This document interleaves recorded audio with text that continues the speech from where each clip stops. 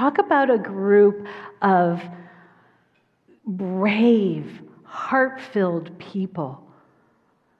And I'm talking about you. I'm just going to look around this room, say, man, you're brave. Boy, are you courageous. I mean it. Do it right now. Look in the eyes of your neighbor and just acknowledge the courage it takes to be in this life experience, with its ups and downs, with the fearfulness with which is broadcast throughout all of our, airways. And that what we're doing here is counterintuitive. What we are doing here is we're walking forth in faith. That we have said, and we say this every week, and I didn't pull one over on you. This was something that came from the community, that we are here to awaken to the truth of who we are. We are here to awaken to the love that we are. Now, that is courageous. That is, as far as I'm concerned now, though, the only pathway that there truly is. Because if we're talking about a way of life that works, we're implying that there's a way of life that doesn't work. How many have tried that way of life? I know that I have, and still sometimes do. But we live in this benevolent system that is ever giving us a feedback loop of how we're doing. And if you feel good, if you feel great, if you feel the desire of your heart pulling you forward, and you follow that desire, you're on the right path.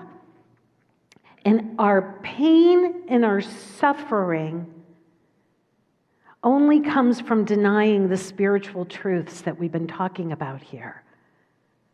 It's the improper use of denial of the very first thing that we talk about every time you walk into this place.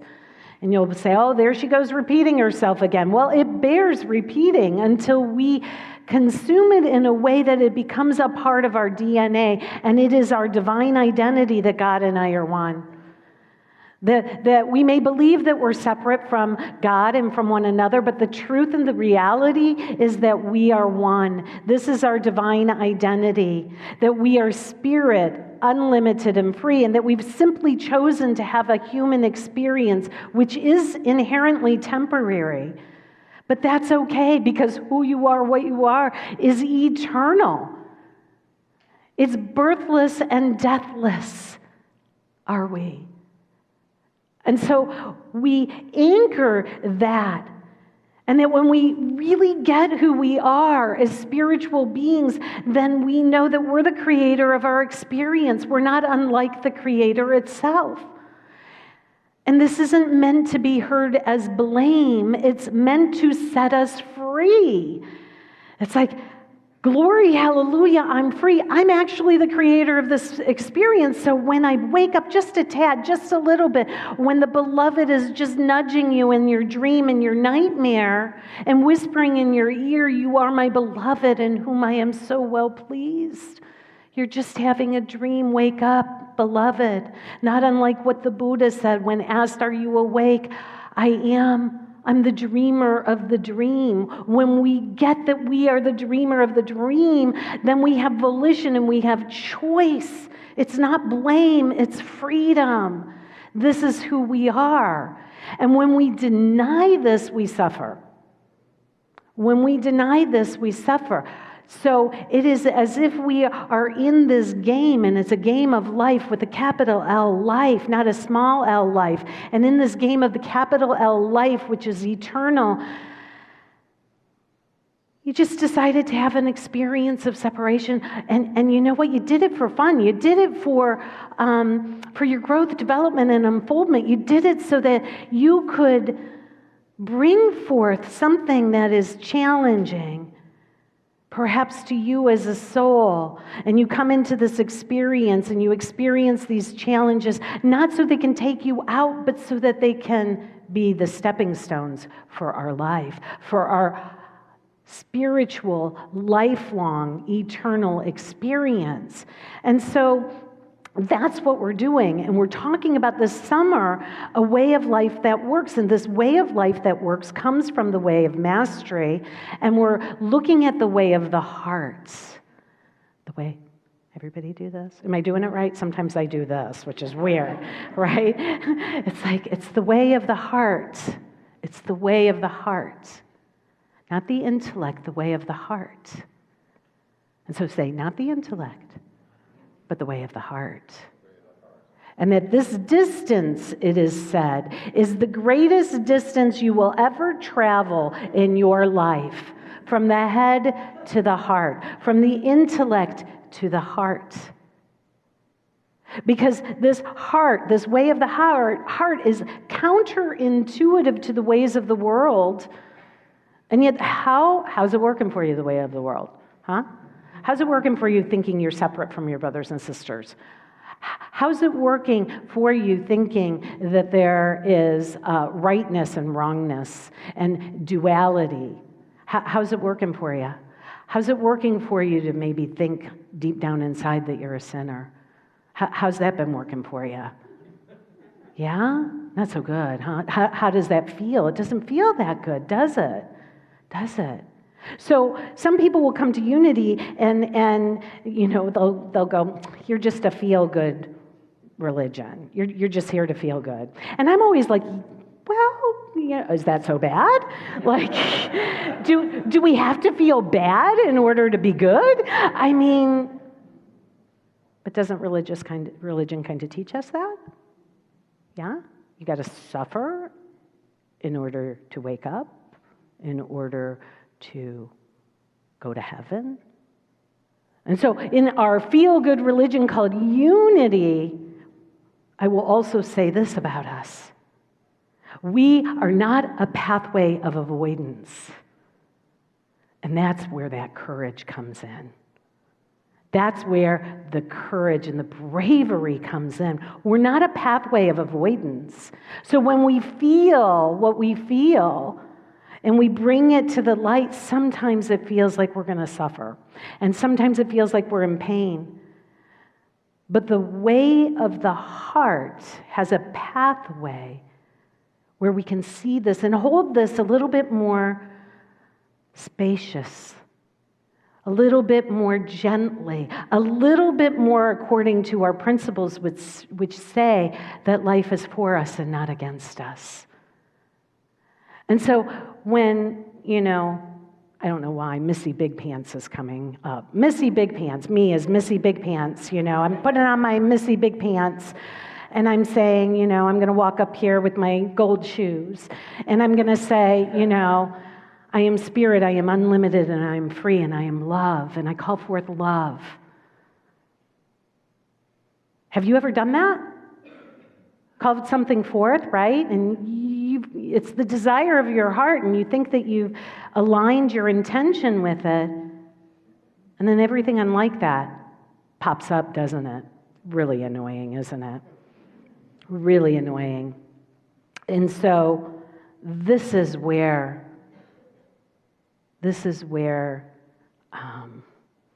I'm terrible at little sayings. The grit hits the road. What is it? The rubber hits the road. This is where the rubber hits the road. This is where the rubber hits the road. See, I need help. I don't do this alone. I do not do this alone. This is where allowance comes in. And so it reminds me of the saying, when you call forth love, everything unlike love shows up. It reminds me of the old metaphysical joke where, somebody comes in with a stack of cash to a metaphysician, a practitioner of spiritual truths, and they plop the wad of money, the wad of cash on the desk and say, pray me a husband, or pray me a spouse, or pray me a partner. And the person, okay, I'll get right to praying here, and they get to praying, and the person disappears, and then they come back a year later with a bigger 2 wads of cash, let's say, and say, pray them away. Right? Right? Pray them away. Pray them away. Have you ever gotten what you thought you wanted and then felt disappointed? Have you ever felt like the gods were against you? And so when we understand the rules of the game, when we understand the keys, which are our strategy of how we play the game, this game called life, we can walk forth in faith. We can walk forth in faith. And so today we're talking about the key of allowance, how allowance is key. And allowance is actually the third key. And the keys, the strategy of how we walk through this game called life. And what's at the end of this game? It's what we've said that we wanted, awakening. It's the remembrance of who we are. And that these keys are just a strategy, a way for us to walk. It's a trail that we walk upon. And we said that the first one is desire, and that we cultivate desire, the desire of our heart. We begin to ask, what would I want? What do I love? And we keep asking it, because when we first ask it, we're going to get a conditioned response. We're going to get the response that the advertisers or our parents conditioned within us. But we're just going to keep asking. And as we keep getting deeper and deeper, we get to the place of our heart that might say, I have the desire to sing, or I have the deepest desire of my heart is to express through art and creativity, or is to be a mom or a parent, or is to, rescue animals.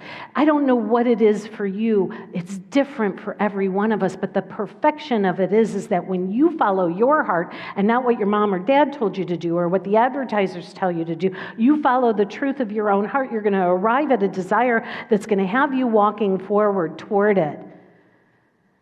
But the key is that underneath even that desire is the desire for God, the desire for love. And that your pathway is to follow your pathway of creativity that you find, that you court through the desire of your heart. Once you find that, once you begin to say, you know what, I'm only here for God, I'm only here for love. Once you begin to say that and that becomes the deepest desire of your heart, then you marry that with this second key, which is your intention, which means that you become focused on it, singularly focused. You know what, folks? We've been cultivating the art of distraction our whole lives. Our whole lives. Now we're being asked to cultivate the art of our focus, our intention on love, on being here as the presence for God, as being that channel. And what we do is we structure and we organize our entire life, what we think, what we say, what we do, how we be. That's what intention. We align our life to this intention, and then we walk forth, and we get to allowance. And gosh darn it, if everything unlike what you said you desired doesn't pop up. But then here's where the trust and the faith comes in. So what is allowance? Allowance isn't what your mom and dad gave you when you were a kid at the end of the week, right? When you did your chores and you were a good little boy or girl. That's not the type of allowance we're talking about. Although if you were to look it up in the dictionary, unfortunately, that's what it will tell you. So I have a new definition, the definition according to the Way of Mastery. First of all, allowance sounds like something will happen. Bad will happen to you if you practice it, because you've got to be with your defenses. But allowance is not a passive acceptance of things as they are, but a recognition that there is something beautiful at work. So in between asking for the spouse and then the praying away, whoever showed up or whatever shows up in the deepest desire of your heart that does not appear to be like what you thought it would be like, we trust is perfect. And this is where we practice that leaning in and taking a breath and going, isn't that interesting? I wonder what that's about. I wonder what's at work here. I wonder what's showing up as my life right now that seems counter to what I have desired, but must be somehow for my good. Because we say that life is for us and not against us. I want to share that there is an intelligence in the universe, and that intelligence is love, and it knows you and loves you, and knows you actually better than you know yourself. How many believe that? How many do? And if you don't, that's okay. How many are willing to believe that? Yeah, fewer hands went up. Wow, okay. So there's an intelligence, a love that knows you better than you know yourself. And it is presenting to you moment by moment, breath by breath, exactly what is your curriculum for you to awaken. And yours is different than yours is different than yours. And it is because love knows you so well, it knows exactly what to give you, the jewels and the gems.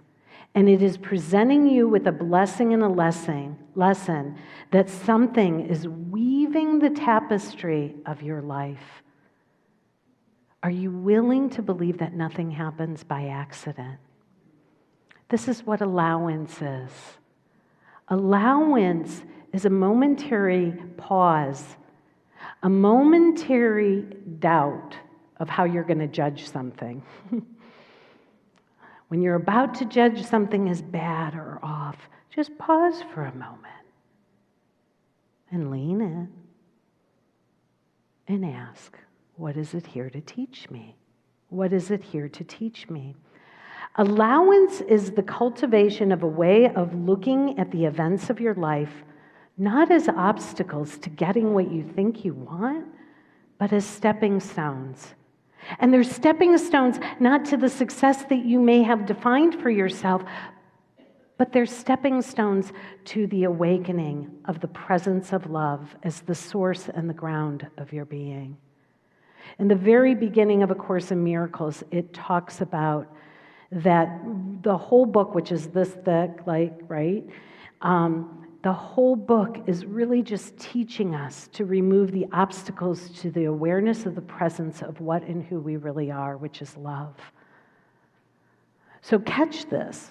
When you follow love and the desire of your heart, and you begin to walk in that direction, and you begin to organize your life according to that intention, allowance, and the practice of allowance is critical to you trusting that the universe is bringing you exactly what you need in order to break through so that you can receive the deepest desire of your heart, to break through the obstacle, to break through the fear, to break through the misperception and the misbelief, to break through, and it is a stepping stone. Here's another, could be viewed as an unfortunate thing, that when you come in here and you say, I want to awaken, I'm all about love, this is your desire, this is our desire, this is what we're calling forth. The moment that we say we want to be an awakened Christ and align our life to that, what happens in your life is no longer your business. Yeah, there's a beauty in this. You can let go of the control. Let your shoulders drop. You can stop manipulating. You can stop trying to make things happen. You can do this. Just let go. Once you've made that decision, you actually need do nothing but keep focused on that decision. With allowance, we rest in the recognition that your life is no longer your own to dictate and control. You have given it over to a source of your own beingness that knows how to bring about what is required. The more I walk along this journey, the more I know that it is just a practice of letting go. Letting go of control, trying to make it happen, trying to make other people the way we think they ought to be. Sometimes they're called your spouse, sometimes they're called your friend, sometimes they're called your spiritual family. Yeah, we can laugh, we can giggle about this. It's kind of funny, isn't it? But when we practice allowance, and it's really that we're cultivating trust in the spiritual principles that we say are true. In the spiritual principles that we say are true. So we're back to this distance, right? From the head to the heart, the longest journey. That's it. Take a breath with me. I was haunted this week. Haunted by a biblical story. And the more I looked at it, I thought, oh my gosh, this is teaching exactly what we're talking about on Sunday. Exactly. And so this comes from Genesis 32. And if you're familiar with Jacob, Jacob is, Jacob was this really amazing character in the early part of the Bible. And he's one of the three, messianic founders. You have Abraham, then you have Isaac, and then you have Jacob. And Jacob's the one that had the 12 sons that became the 12 tribes of Israel. Well, this little snippet of a story I just want to share with you.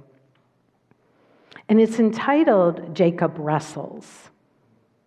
Are anybody familiar with the Jacob wrestling? And I'm just going to read it to you. It begins like this. Jacob was left alone, and a man wrestled with him until daybreak. When the man saw that he did not prevail against Jacob, he struck him in the hip socket, and Jacob's hip was put out of joint, but he continued to wrestle him. Then Jacob said, "Let me go." No, actually, it's not Jacob. Well, maybe it is Jacob. You don't really know. It's very challenging to interpret. But then he said, "Let me go, for the day is breaking." But Jacob said, "I will not let you go unless you bless me. I won't let you go unless you bless me." So he said to him, "What is your name?" And he said, "Jacob." Then the man said, "You shall no longer be called Jacob, but Israel. For you have striven with God and with humans, and you have prevailed." So the way that people have interpreted this, it's Jacob wrestled with God. Or some people say, no, Jacob wrestled with an angel. But the very first sentence says Jacob was alone. Jacob was wrestling with himself. Jacob was wrestling with his consciousness of the intellect and the way of the heart. He was being called on a journey, and this is where he had this experience, this spiritual experience, and on this journey, he had called forth a desire of his heart to be one with God, to follow God. And on this journey, as he started to walk on this journey, he knew he was going to meet up with his brother, who he had deceived years ago. And he got a little nervous. He thought, what's going to happen to me? He's going to kill me because I deceived him. I tricked him out of his inheritance. It was a pretty big thing, right? So here, Jacob is following his heart's desire to walk in this direction, and who pops up? Someone from his past that he is not reconciled with. So what does he do? He sends a bunch of messengers out to kind of preemptively, manage the situation. He sends presents, he sends accolades, and then that night he wrestles with himself. And his name gets changed. Anytime a name changes, it's a shift in consciousness. Jacob to Israel. Jacob representing the supplanter, representing the one who pulled one over on somebody and took his place. Through his mentality, through his intellect, through his ingenuity. Now he's becoming Jacob of the heart and shifting and wrestling with himself all night long. How many of you have wrestled with yourself? You're up in the middle of the night, something's working you. You think it's about someone else, but is that other person really there? You are alone. We can give up the struggle, the wrestling, when we shift from the head to the heart. When we shift from somebody's against me to life is for me. When we shift from I can make something happen to I'm going to see how life works through me to allow something to happen. When we can shift from fear of the past to the love of the present. When we can shift from otherness to oneness. Everything shifts and changes. You receive a new name and you walk forth in a new way. By the way, his brother welcomed him, loved him, and forgave him. And he went on to fulfill the desire of his heart to be the Prince of God, the beloved of God. But he had to wrestle a little bit with himself to make the choice to walk the way of the heart. That's what we are doing, my beloved ones. And it's uncomfortable sometimes, and it's a struggle sometimes. But we walk forth in faith and trust that we have spiritual principles that uphold us. And we've made the decision that it's true. We've practiced a way of life that doesn't work that well for a really long time. I'm inviting this community, I'm inviting us, I'm inviting all those who are tuning in, that we choose a way of life and explore for ourselves how it works. You don't need me to tell you about it. We just need to walk together, holding the hands of one another, reminding each other that when we wrestle and we struggle, we can let go, we can allow.